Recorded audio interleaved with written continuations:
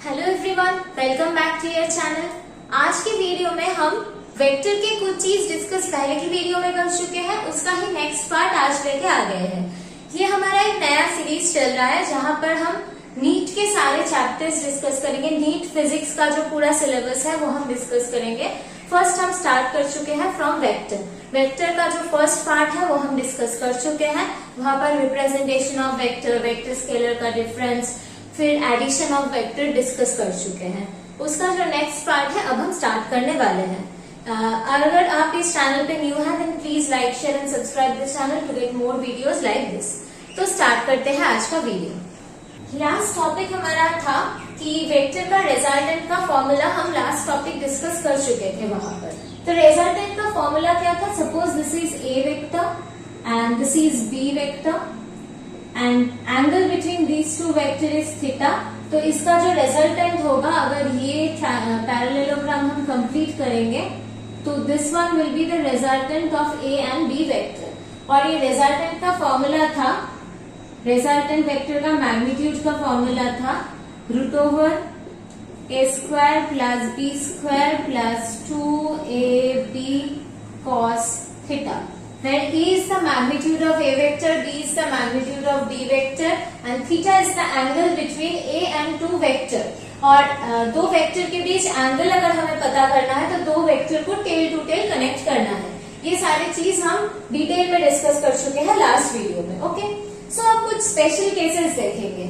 Suppose A and B vector के बीच angle अगर 0 डिग्री हो, मतलब ए एंड बी वेक्टर अगर सेम डायरेक्शन में हो, तब इन दोनों का रिजल्टेंट का फॉर्मूला क्या बन जाएगा? Then the formula of the resultant will become A square plus B square plus 2ab cos 0 degree. cos 0 का मतलब होता है 1, so we will get root over A square plus B square plus 2ab। So यहाँ पर हम लिख पाएंगे root over a plus B whole square and from here we will get a plus b। ये बन जाएगा रिजल्टेंट का formula. जब a एंड b के बीच एंगल अगर 0 डिग्री हो, a b पैरेलल वेक्टर्स हो, तो उनका रिजल्टेंट का फॉर्मूला बन जाएगा a plus b। Just a and b vector का मैग्नीट्यूड को ऐड करके हमें रिजल्टेंट का मैग्नीट्यूड मिल जाएगा। ओके, नेक्स्ट आ जाते हैं सेकेंड केस। अगर इन दोनों के बीच का एंगल 90 डिग्री हो, तो अगर a vector and b vector के बीच एंगल 90 डिग्री हो, तो अगर ये दो परपेंडिकुलर वेक्टर्स हो तो इनका रिजल्टेंट का फॉर्मूला क्या बन जाएगा? Then the formula of the resultant will become root over A square plus B square plus 2ab cos 90। cos 90 मतलब 0, so we will get root over A square plus B square. जब theta 90 degree हो, A and B के बीच angle 90 degree हो, then this is the formula of the resultant. और ये है जब इन दोनों के बीच का एंगल 0 डिग्री हो, then this is the formula of the resultant. अब एक थर्ड केस है, this one is the first case, this one is the second case. अब एक और थर्ड केस है, जब ए एंड बी वेक्टर के बीच जो एंगल है थीटा वो अगर 180 डिग्री हो, मतलब they are anti parallel to each other. ये ए वेक्टर और ये बी वेक्टर अगर ऐसा हो, तब रिजल्टेंट का फॉर्मूला क्या बनेगा? Then R magnitude of the R vector will be A square plus B square plus 2ab cos 180। cos 180 का मतलब होता है -1, so here we will get root over A square plus B square minus 2ab। So यहां से हम लिख सकते हैं root over a minus b whole square. So resultant का फॉर्मूला हमें मिल जाएगा r is equals to a minus b when angle is 180 degree. So ये है हमारा general formula of resultant of vector. यहाँ से हम 3 स्पेशल केस डिस्कस कर चुके हैं। फर्स्ट केस था अगर A B vector parallel to each other हो, पैरेलल होने का मतलब है इन दोनों के बीच का एंगल 0 डिग्री हो, तब ये बन जाता है इन दोनों का रिजल्टेंट का फॉर्मूला। अगर दो vector A and B they are perpendicular to each other, तो इन दोनों के बीच का एंगल अगर 90 डिग्री हो, then this will be the resultant vector. अगर इन दोनों के बीच का एंगल 180 डिग्री हो, मतलब A B vector are anti parallel to each other, for that case the resultant will be a minus B. Okay, I hope this is clear. ये a plus B क्या होता है? Magnitude of a, magnitude of b. Okay, this will be the magnitude of a, magnitude of b. यहाँ पर जो a b r हम लिख रहे हैं, here we are only considering the magnitude of the vector. So these are the special cases. यहाँ पर हम स्पेशल केसेस डिस्कस कर चुके हैं रिजल्टेंट का, मैग्नीट्यूड का. अब हम इसका नेक्स्ट पार्ट में जाते हैं. अगर आपकी वीडियो काम पे आ रहे हैं then please like share and subscribe the channel to get more videos like this. अगर आपका पूरा नेट का सिलेबस कवर्ड चाहिए फिजिक्स का then please write in the comment section. आपके फीडबैक बहुत जरूरी है हमें ये सीरीज कंटिन्यू करने के लिए. तो चलते हैं नेक्स्ट पार्ट में. Discuss resolution of two vector.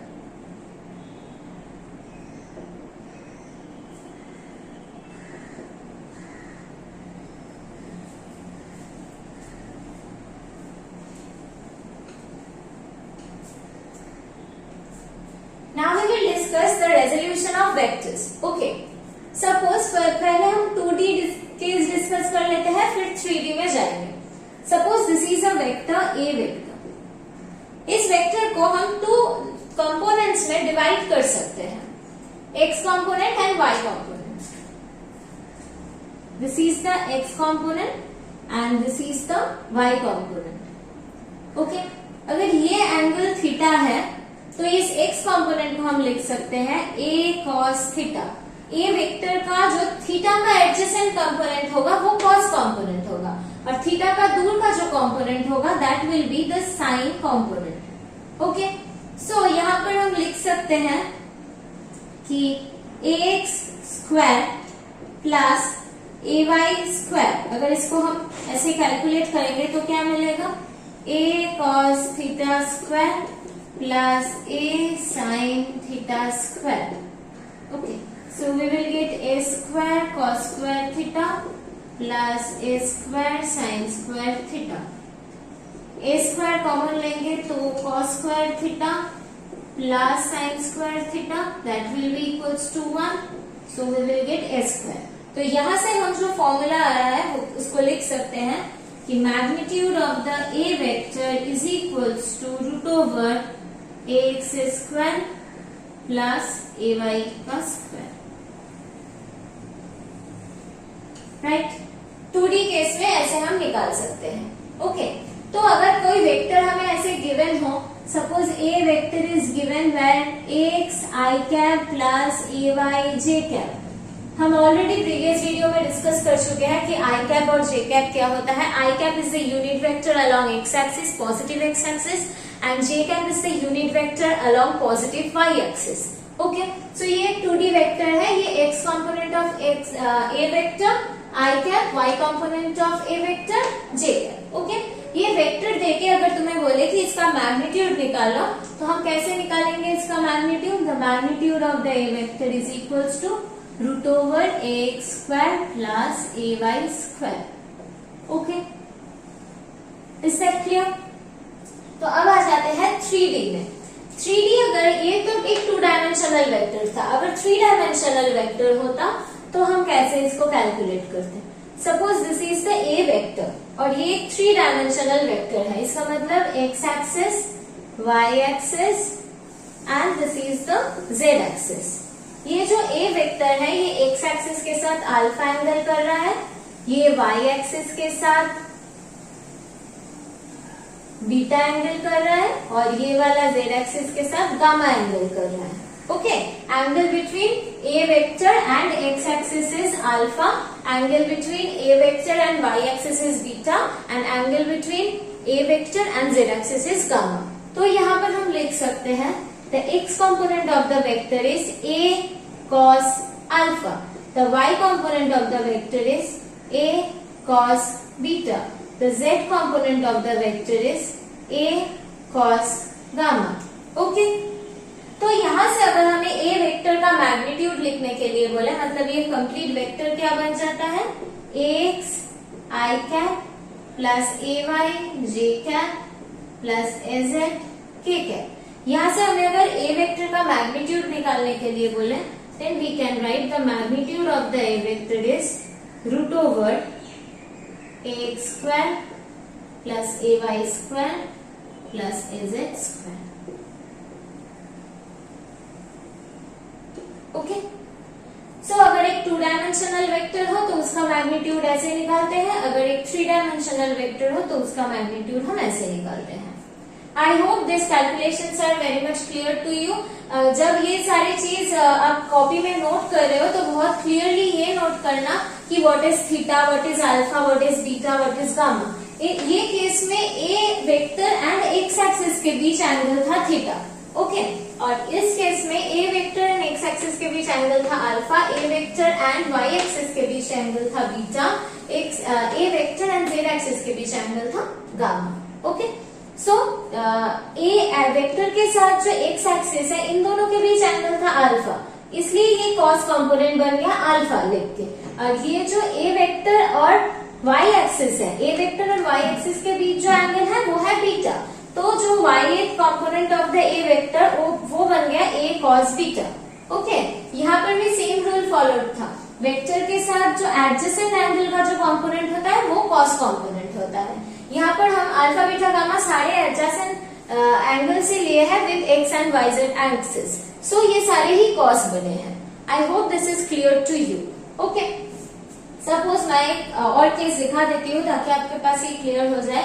Suppose ये एंगल तो थीटा था, ऐसा ना लिख के अगर हम लिखते कि ये वाला एंगल फाई है, ये वाला एंगल फाई है, तो ये ए वेक्टर का जो ये वाला कंपोनेंट होता, ये कंपोनेंट बन जाता ए कॉस फाई, और ये वाला कंपोनेंट बन जाता a sine phi. Okay, because a vector का तब फाई एडजेसेंट कंपोनेंट ये बन जाता, तो ये कॉस कंपोनेंट बन जाता और ये साइन कंपोनेंट बन जाता। I hope this is clear to you. अब हम मूव करते हैं नेक्स्ट टॉपिक पे। Now our next topic is subtraction of vectors. Okay,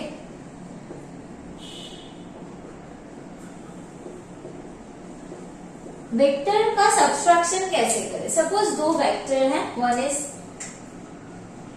A vector and another is B vector. हमें बोला है कि we have to do A minus B, तो इस सब्सट्रैक्शन को हम एज ए एडिशन कैसे लिख सकते हैं।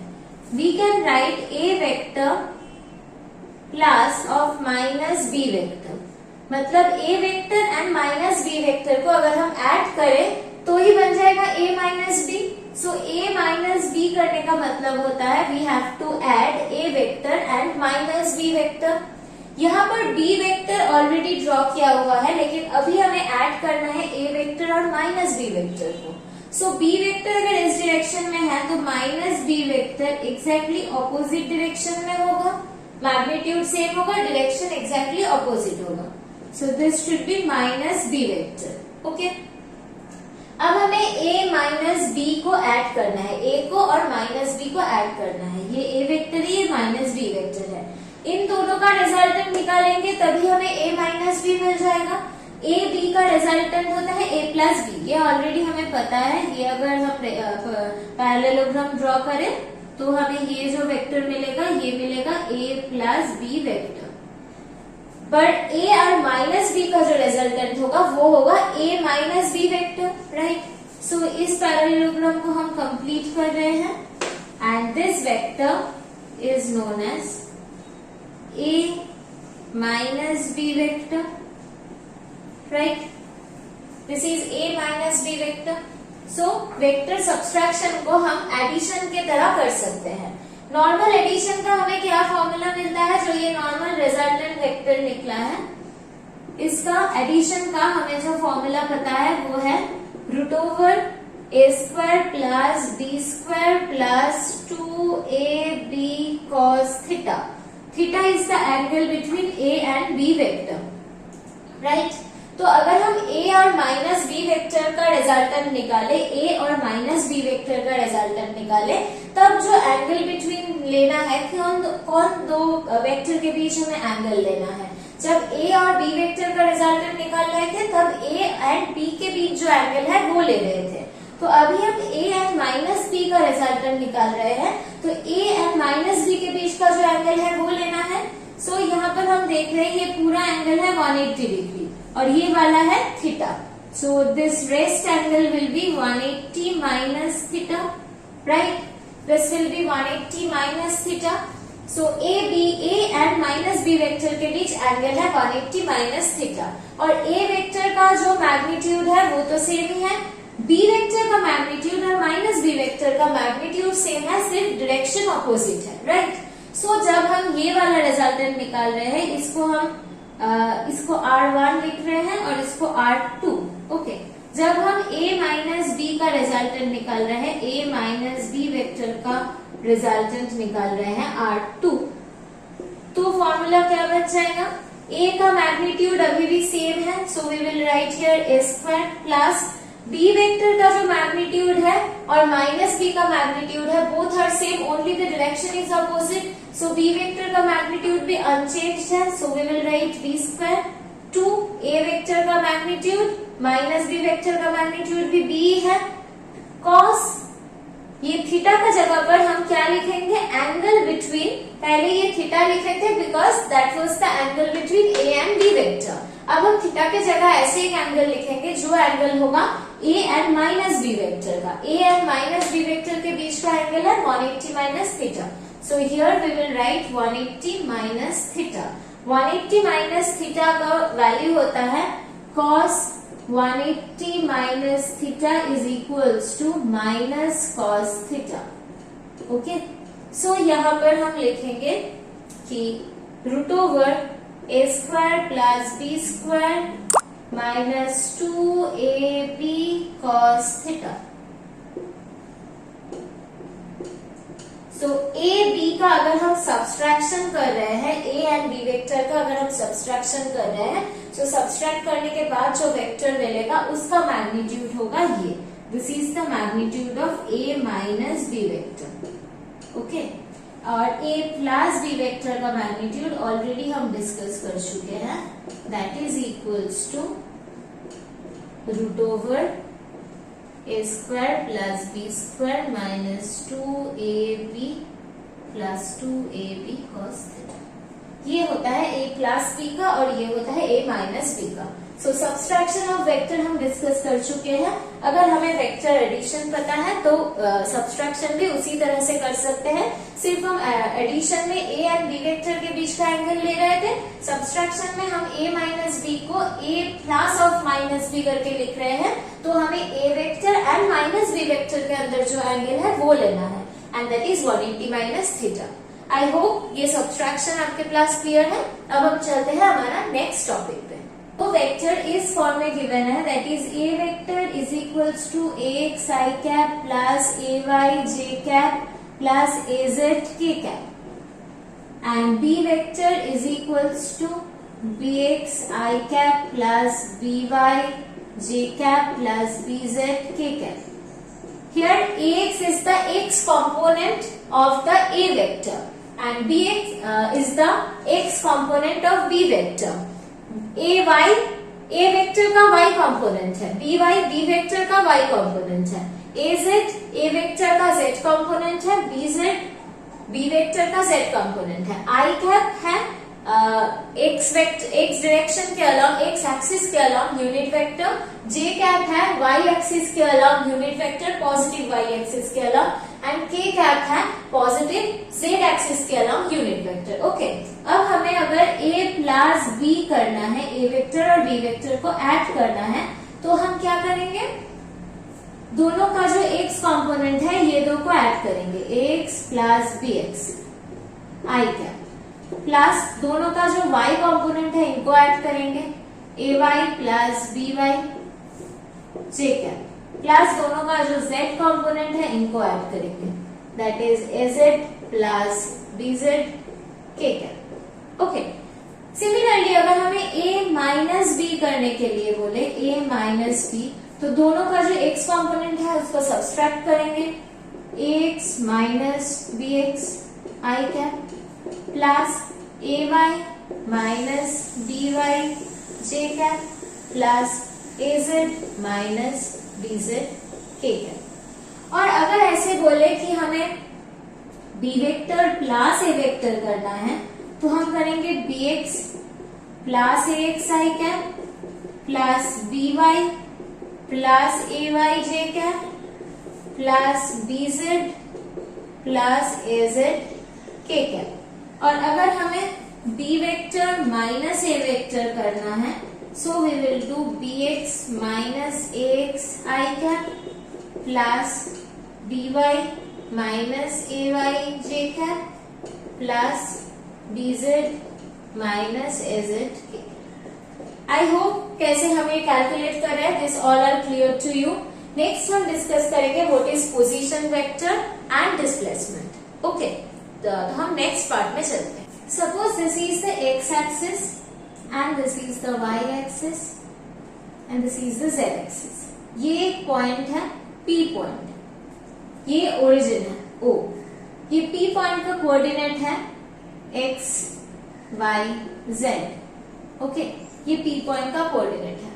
इस पी पॉइंट का पोजीशन वेक्टर अगर हमें ड्रॉ करना है तो हम कैसे ड्रॉ करेंगे? ओरिजिन से पी पॉइंट तक एक लाइन ड्रॉ करेंगे and the direction will be towards P point. This is the position vector of P point. O P vector is the position vector of P point. Okay, इस position vector को हम कैसे लिखेंगे? O P vector is equals to, इस origin का coordinate है 0 0 0, so ये OP vector होगा x minus 0 I cap plus y minus 0 J cap plus z minus 0 K cap is equals to x I cap plus y J cap plus z K cap. This is the position vector of P। Okay, अगर ऐसे दो point हमें दिया जाए, suppose this is the x axis, this is y axis and this is z axis. ये एक point है A point, इसका कोऑर्डिनेट है 2 3 4, और ये एक पॉइंट है B पॉइंट, इसका कोऑर्डिनेट है 5 1 2, राइट। तो ये ओरिजिन है। तो अगर A पॉइंट का पोजीशन वेक्टर हमें बोले तो A पॉइंट का पोजीशन वेक्टर होगा ये वाला OA vector. This will be the position vector of A point and ये होगा 2 i cap plus 3 j cap plus 4 k cap. और ये जो B पॉइंट का पोजीशन वेक्टर है ये होगा OB vector. This is the position vector of B point, so ये होगा 5 आई कैप प्लस 1 जे कैप प्लस 2 के कैप, राइट। अब अगर कोई ए बी वेक्टर को अगर हम ड्रॉ करें, this is the initial position of a body, this is the initial position of the body and this is the final position of the body. So the displacement is A B. ये body का initial position था, ये body का final position है। तो कितना displacement हुआ है? ए बी डिस्प्लेसमेंट हुआ है। सो यहां से हम लिख सकते हैं A B vector is the displacement vector, right. A B vector is the displacement vector. यहाँ पर हम देख रहे हैं डायरेक्शंस को फिर ड्रॉ कर रहे हैं। यहाँ पर हम ट्रायंगल लॉ ऐड करेंगे, तो ट्रायंगल लॉ को लगाएंगे तो हम देख पाएंगे कि ये दो वेक्टर जो है O A and A B, they are in same order, पर ये जो ओ बी वेक्टर है ये अपोजिट ऑर्डर में है। So according to the triangle law we can write that O A plus A B is equals to O B, right? So from here we can write AB vector is equals to OB minus OA. Okay? ऐसे लिख सकते हैं। So AB vector जो displacement vector है उसको हम कैसे निकालेंगे? OB minus OA.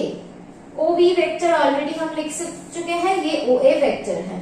So OB minus OA, तो OB से OA को माइनस करना है। So we will write 5 minus 2, 5 minus 2 I cap plus 1 minus 3, 1 minus 3 j cap plus 2 minus 4 k cap. So here we will write that AB vector is equals to 3 I cap minus 2 j cap minus 2 k cap, right? So this is the final displacement vector. Okay, I hope ये calculation आपको समझ में आया है कि कैसे position vectors निकालते हैं और उससे कैसे डिस्प्लेसमेंट वेक्टर हम निकाल सकते हैं। नेक्स्ट वीडियो में हम डिस्कस करेंगे मल्टीप्लीकेशन ऑफ वेक्टर्स। दो टाइप का मल्टीप्लीकेशन होता है, one is scalar product and another is vector product. जो स्केलर प्रोडक्ट होता है उसका एक नाम होता है, वह है डॉट प्रोडक्ट, और वेक्टर प्रोडक्ट का नाम है क्रॉस प्रोडक्ट। उनके बारे में हम डिटेल्स में डिस्कस करेंगे। वेक्टर का कोई डिवीजन नहीं होता। ऑलरेडी हम वेक्टर रिप्रेजेंटेशन, वेक्टर का एडिशन, सब्सट्रैक्शन डिस्कस कर चुके हैं। नेक्स्ट वीडियो में हम वेक्टर मल्टीप्लीकेशन को डिटेल में डिस्कस करेंगे। अगर ये वीडियो आपके काम पे आ रहा है then please like, share and subscribe the channel. Wait for the next video. See you soon in the next video. Thank you everyone.